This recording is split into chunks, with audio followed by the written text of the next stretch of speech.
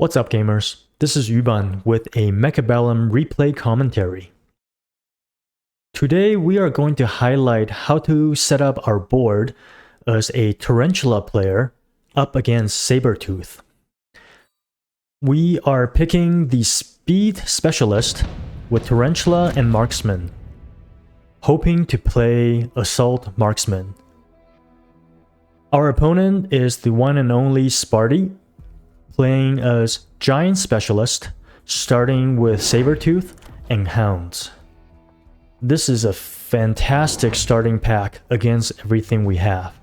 The Hounds can make quick work of the two packs of chaff units that we are getting, and the Sabertooth can lock up the Tarantula's shots and also two-shot them as a result.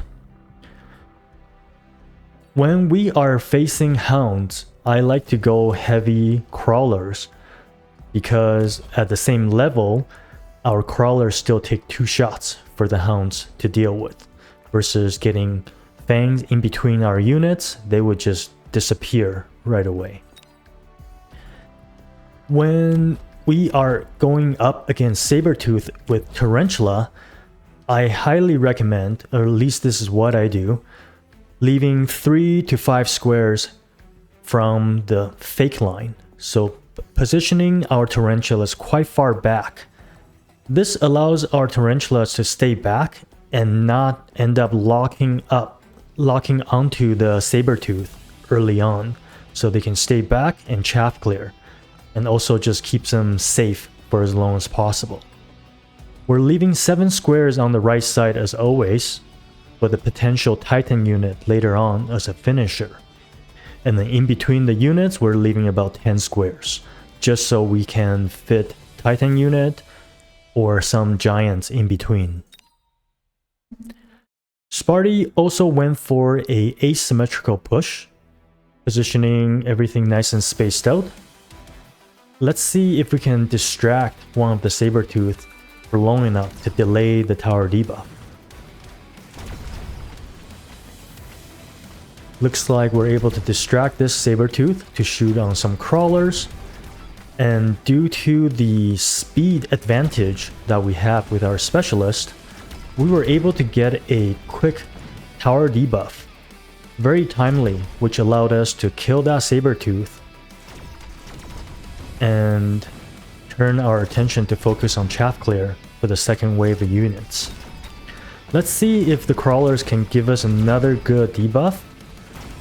Looks like we're very close. Let's see if the Sabertooth will lock onto the Tarantula. Fortunately not. This was a very fortunate setup and start for us, as we are naturally unfavored based on our unit composition, but due to the two good tower debuff timing, we're able to take that first round, saving us from taking a lot of damage. Round 2 reinforcement. Farseer is typically a auto pick in this kind of scenario on round 2, as they are just so versatile and can deal with medium units very well. However, against Sabertooth, I didn't feel like they were going to perform that well. I would much rather prefer Phoenixes. So we picked up the 2 packs of Void Eye, thinking that these Void Eyes are really good against the Hounds, and they can kind of tank a few shots from the Sabertooth, and decided to go for a defensive formation instead of adding to our aggression. Sparty went for the early tower level to prevent the debuff from happening again, and right here, our speed spec actually backfired on us, as our Tarantula just ran way too far forward, way too fast, and died right away. As a result, opponent is most likely going to get a nice tower debuff, as they close up their units onto ours while we're still stuck shooting on the tower. a very convincing round from Sparty, dealing 700 or more damage right away. That's the power of the early Farseer. Round 3 Reinforcement. I don't feel like playing Giants in this meta is very strong at the moment. So instead, I went for a tempo play of the Rhino Assault, anticipating Sparty would do the same. From here, we went for a defensive Rhino Assault. I put it right a little left to the tower, so this guy can defend a middle and corner Rhino drop. And then I chose to use my deployment to put another crawler in the corner, so this guy would delay the Rhino drop if Sparty chose to drop it here. And you guys know how much I like a early round oil, especially when it comes back later in round 7, it's going to be immensely powerful. From here, we just went for a front pack of Fang to shield, preventing our Tarantula from getting locked on by the Sabertooth like last round. And we chose to level this crawler because we wanted to just create a lot of problem for this pack of hounds and get a tower debuff quicker. Opponent decided to go for supply enhancement. Early supply enhancement could work out quite well. However, by taking this card, you are accepting that you're going to lose out on the tempo a little bit on the round that you picked it, especially when we're able to use our supply to get an oil drop. With all of our forces focusing on the level 2 tower and our Rhino locking onto this level 2 Sabertooth, seems like we are able to turn the game around once again by reclaiming round 3. Let's see how this turns out.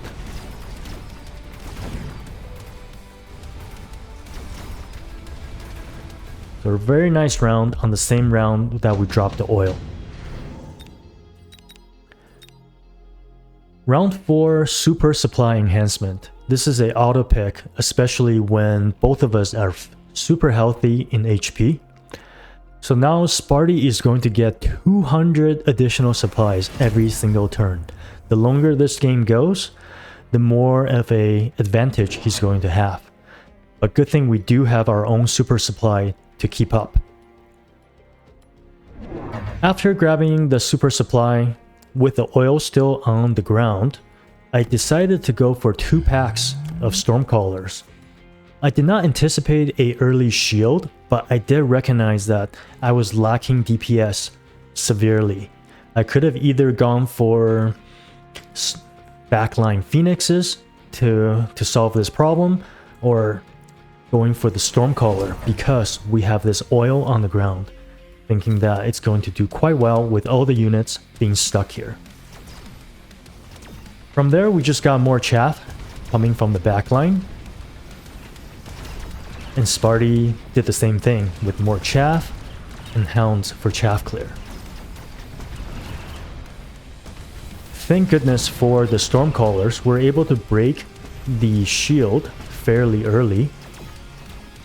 So plus 100 supply for us in this case, in the long run. And with the oil still in play, we were able to take down the level 2 Sabertooth once again, reducing the amount of damage that we're going to end up taking. You can see the power of this level 2 tower early in the game. Our marksman was stuck shooting on them forever, and as a result, we couldn't even kill this last Sabertooth. Round 5, Sparty immediately picks up the advanced power system because he is the aggressor in this case, and by picking this specialist or card, he essentially equalized our special starting spec differences. Seeing that I was having a lot of trouble dealing with the layers of chaff that Sparty was throwing at us, I decided to go for range tarantula. And one thing I want to go back to talk about is when I set up this initial defensive position, you notice that I did not opt to put my tarantula on the same line as my other tarantulas for this very reason. If I was to pick the range enhancement right now, my tarantulas would be very, very close to where the saber-tooth would be, resulting in an early lock-on.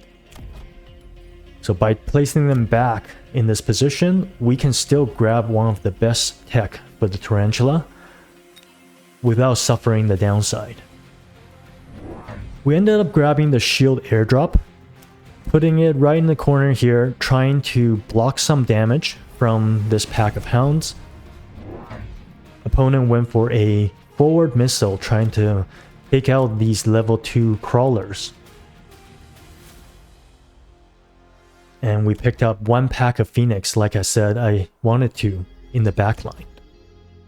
Hoping that if we take care of the Farseer from the Stormcallers, we can just win by default with the air superiority. Let's see how this round goes. Without the fire, our opponent's extra speed really started to show. You can see the streams of crawlers coming in. Not even 2 packs of tarantulas can clear them in enough time. So that is a major issue for us. Because we lost the chaff war, our Phoenix in the backline were essentially useless. As you can see, they got targeted by the Farseer very quickly. And with that speed that Sparty just picked up in the last round, he's able to swing around using the tower debuff and take down our last tarantula. Going into round 6. Redeployment, underground thread, and quick teleportation all seem pretty good. We could potentially do some cool cheesy play in the backline, or we could use the underground to distract majority of his units. I decided to go for the redeployment because I actually did not want Sparty's chaff units to arrive late. I want them to just come in as I already grabbed the HE ammo. I wanted to use the redeployment to move some of my tarantulas from the right side to the left to help with the defense. And later on, if I need to move a Titan unit, that becomes a really powerful move. So we moved it in the back. Got one more pack of Phoenix, recognizing there is no air units in the middle until now. So Sparty going for the new buffed burst mode, only causing, I forget how much it costs, but super cheap and powerful tech, and leveled his right side tower to level 3. At this point, we did level it to our left side tower to level 2. I'm not sure if that was a mistake or not, because we fully intend to just defend this tower with our life. Here, Sparty's underground threat distracted a bunch of our chaff units in the back, causing us to lose a lot of distraction value. However, the HE ammo seemed like it was just doing magic, clearing our opponent's hounds and chaff units super quickly, allowing us to defend the left side even with this backside distraction. With this tower debuff, can we actually kill some of the units? Doesn't seem like it. Seems like the level 2 Farseer with burst mode is just far too powerful. So we're going to end up taking 500 damage once again.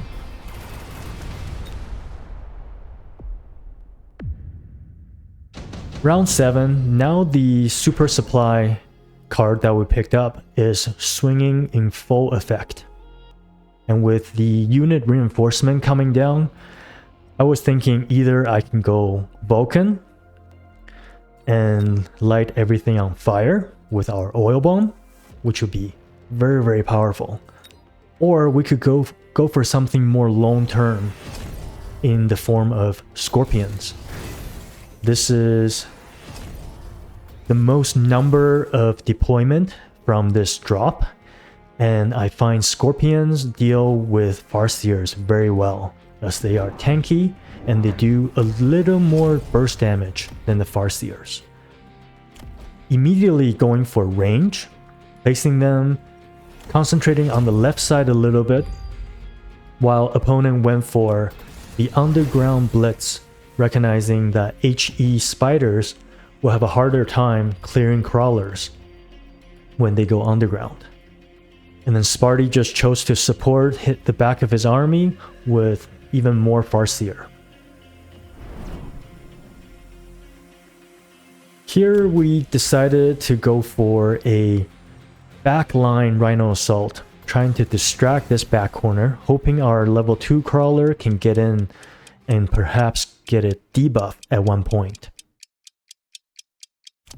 We grabbed high explosive shell for our Stormcaller, seeing that they did do some pretty decent damage earlier in the round.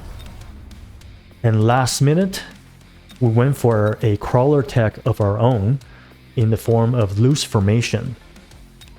They do pretty well into the hounds, as hounds do have a 6-meter splash, but it does make them more easier to get one-shotted. However, it doesn't really matter in this case, as Sparty's hounds are already level 2 and level 3, so making them a little bit more spread out is going to work out pretty well. And because we have so much cash left over, we went for a double shot on the scorpions, hoping to take care of the Sabertooth with ease.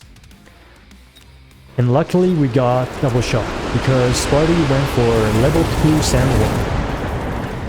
Now without the double shot, we would have been in a world of trouble trying to take down this guy. But with range, double shot, and our superior chaff clear units, we're able to overpower our opponent's push, especially with the oil drop. Here I made a bit of a blunder. I did not even notice Sparty clicked Sprinkler on his hounds. And you're going to see that that is going to backfire on my play later on. So we dealt close to 2,000 damage to Sparty in this last round. And with our oil still in play, I wanted to go for a finisher.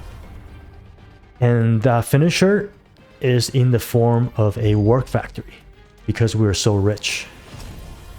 We picked up photon emission, thinking we're going to buff our level 2 war factory along with our forward facing scorpions, and we're just going to take HE, walk right into our opponent's level 3 tower, get an early tower debuff, and let's seal the deal, as we are so close. However, Sparty had the same thought, this being a war factory meta after all. He picked up a level 2 war factory with one more tech than us, the launcher overload. So this, by having this tech and with our headbutt positioning of war factory, Sparty's war factory should make very short work of ours. In the meantime, I just repositioned some of our chaff units, put up a shield because I didn't want to get missiled and slowed. And then you can see that our photon emission covers just the edge of all of our units here, giving them a damage debuff and resilience to EMP. As you can see here, with the launcher overload, Sparty's war factory destroyed ours with just under half of his life left over. From here, he should grab a pretty favorable tower debuff as well. Let's see if our phoenixes can stay alive and grab an air wind. Doesn't seem like it, as the Farseer stayed in the back and locked onto the phoenix quite early. With that, our plan of delivering a knockout punch has failed. Round 9, I was really choked to see redeployment cards showing up again, because that is the one advantage that we have in this War Factory mirror, is that we can move our War Factory anywhere we like, making it unpredictable. And luckily, Sparty went for the even better spell, Orbital Bombardment. At this point, I wasn't sure of what to do, because I know that a level 3 War Factory is going to make very short work of our level 2, as the damage output is significantly greater. We decided to match the launcher overload and grab a additional range enhancement, thinking, okay, if he stays where he is, I want to be a little bit further away from him so I can use my range advantage. So I moved our War Factory a little bit to the left, just outside of his War Factory's range, beacon it forward, use a missile to try to get this forward movement started right away. With Sparty going for the same route, cutting diagonally into both towers. Let's see how this round goes. At this point, Sparty has also started to sell out of the left side Sabertooth, recognizing that they are stuck on chaff all day. So, with the level advantage, even though we are up a range tech, Sparty's armor enhanced level 3 War Factory was just way too much for our units to handle. Is it going to get another level and get to level 4? Let's take a look. Okay, luckily no more levels. And just see how quickly the table has turned when that level 2 War Factory dropped. We went from hoping to deliver a knockout punch to the point that we are hoping to stay alive for just one more turn. With round 10 unit drop, I decided to pick up the Wraith, thinking maybe if this guy helps with our chaff clear, we can lock onto the War Factory. But then I sold it right away, recognizing the Farseers are going to make really short work of our Wraith. And Sparty went for the triple level 2 Mustang with range, and reinforcing his underground threat on the right side here. So this is a very dangerous push. From here, recognizing Sparty did not go for the redeployment card earlier on, so that means his level 3 War Factory is likely stuck here. He's not going to sell out of this precious guy just to repositioning it. We decided to abandon ship. We're going to level this tower. We're going to get acid, hoping that Sparty's War Factory will just walk through his own acid, get slowed down, and die on the way to our left tower. Completely ignoring the fact that Sparty has already gone for the fire extinguisher probably 5 rounds ago when we first got oil. So that's a major blunder. So let's see how this turns out. We leveled this guy to level 4, picking up 1 Scorpion in the back, hoping to just lay down some acid on the crawler line here. And we grabbed our own photon coating because I did not want my own War Factory, now is on the same side as the Scorpions, to get acided as well.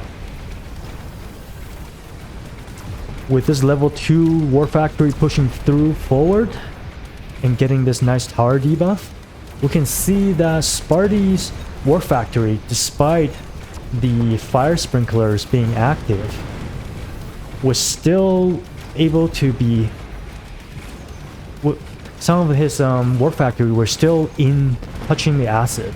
So because of the war factory size, even if the corner pixel is touching the acid, he's going to get affected by taking extra damage and taking damage over time.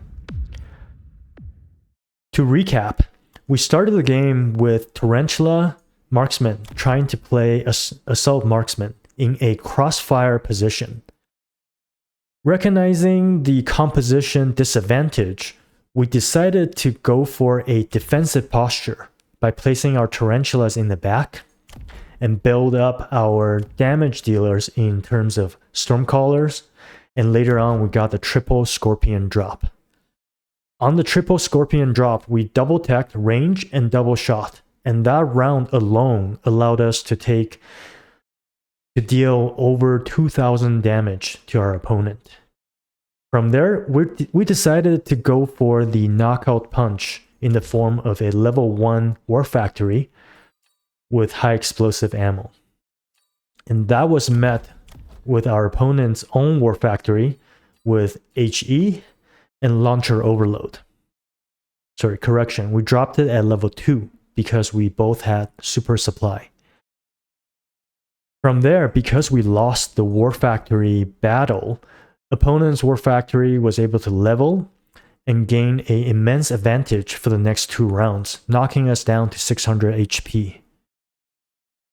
On the final round, we decided to use our redeployment card to completely switch side to the left, hoping for a nice tower debuff while using the asset to try to take down the level 3 war factory.